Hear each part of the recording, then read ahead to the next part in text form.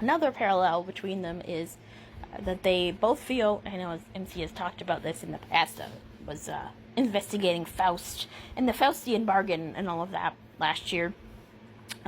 They both, I would say through their lyrics and their interviews and all of that, they have talked about, the Faustian bargain to become famous and the splitting of yourself and like being unable to look into the mirror or having the mirror sort of whisper different things about you, about how you need to be famous, and all of that.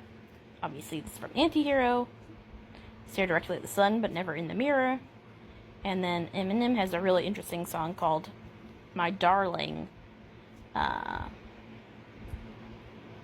which, let's see if I can find.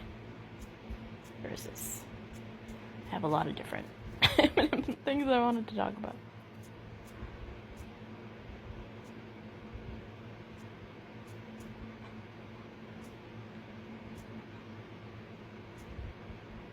Nope. Okay, I think this one, yeah.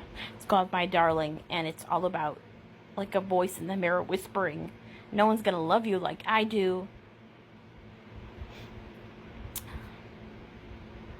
And his different personas talking to him. This, I can bring your career back. You're gonna regret it later. Blah blah blah blah blah.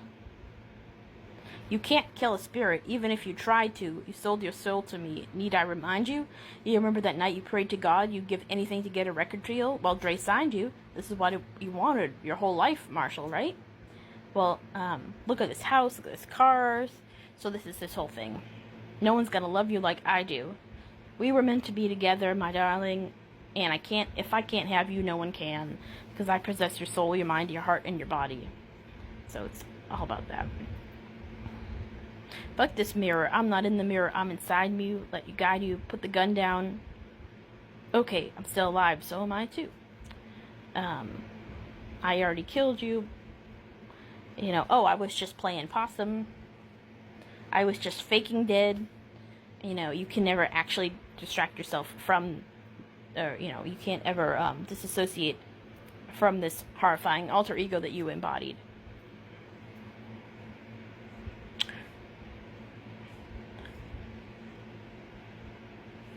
And, of course, the hell imagery. There's a lot of hell imagery associated with Slim. And I don't listen to the extreme horrifying stuff. I just think it's, interesting from a Jungian perspective. Yeah. And then there's, let's see, what else? So that's interesting, with him talking to the mirror and the mirror whispering to him. And then he has another, song that I love, that's one of my favorites. Let me go back to I've made a diagram.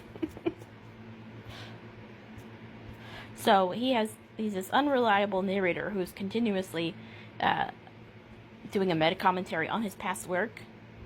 And he says also that there's this parallel between him and Taylor of he didn't start off, he was trying to make it as a rapper and he couldn't make it, and he released this EP called Infinite, and he was trying to make it out of Detroit and doing these underground rap battles and everything. And it wasn't until he really had this breakthrough of, I'm gonna do this extreme shock value, horror, I'm gonna embody, this, embrace this, negative side and just exercise it into my music, that he had the big breakthrough. So he completely switches his rap style, and it's still hyper-verbal, but it's extremely much more negative and aggressive and toxic and dark. And his Slim Shady persona that he creates, that he made this Faustian bargain with, characterized by a song called I Just Don't Give a Fuck, and then later on the album he says I Still Don't Give a Fuck, which always cracks me up, even though they're very dark songs. Haters, he has this line, haters started to appreciate my art after I stopped saying I gave a fuck. And then that was reminding me of, I was tame, I was gentle to the circus, life made me mean, of these sacrifices of the soul that have to be made to succeed on a major level.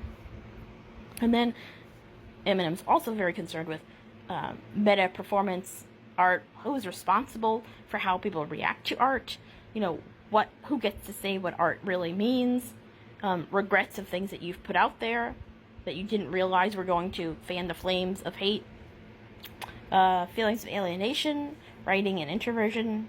They're both he was bleach blonde for a while, and he called himself the Angry Blonde, which was interesting.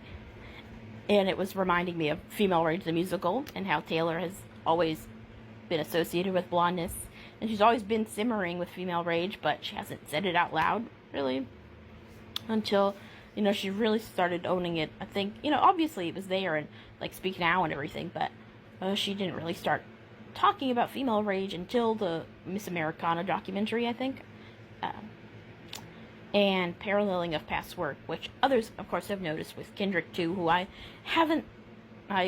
lost track of as an artist. I haven't been following him that closely, even though I like him. So, anyway, this is the diagram.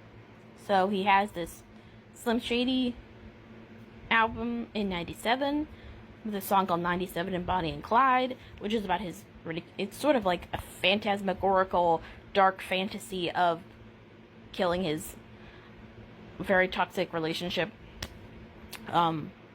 with his wife. And it's about, Bonnie and Clyde being a toxic relationship, obviously, and then it ends with him killing her in the song. There are a lot of songs when he does that. In his sort of dark id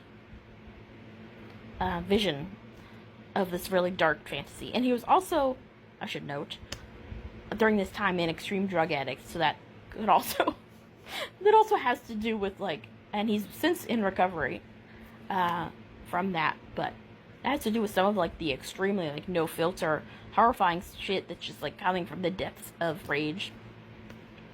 So do with that what you may. So he has this song 97 Bonnie and Clyde, and then he writes a song called Stan, which is on the Marshall Mathers LP 1, which is a fucking excellent song, and is the reason why I personally don't use the word stan as a verb to indicate extreme fandom, because if you look at the song is really fucked up, and it's about a literally a psychotic fan who's obsessed with him, and who ends up reenacting the horrifying things that he just merely talked about and was projecting as a dark fantasy. In the song 97 Bonnie and Clyde, Stan reenacts that and kills his girlfriend, and it's a whole thing, and drives off the bridge, and it's a whole thing. But it's a really dark, really interesting song about a commentary on fandom and how deranged parasocial relationships can be, and they can feel like they're in love with you, or they can feel like they owe you, you owe them something. He's writing Eminem Marshall these fan letters, and getting increasingly disturbed that he's not writing back, and then at the end he just flips out and kills himself and his girlfriend. And so it's sort of a commentary on that, of what does the artist owe the fan, and the dangers of allying too closely, and also the dangers of putting out extremely dark art and having people take that literally and take it as advice for further, actually acting out the things that were just extremely dark sort of exorcisms that you made in your own art. And then later in 2013 he has a song Bad Guy, which is another meta commentary on this, that is the brother of the deranged fan coming back to reenact the sequence of events to kill Marshall. And then it ends with this amazing sort of monologue rant that I will talk about next.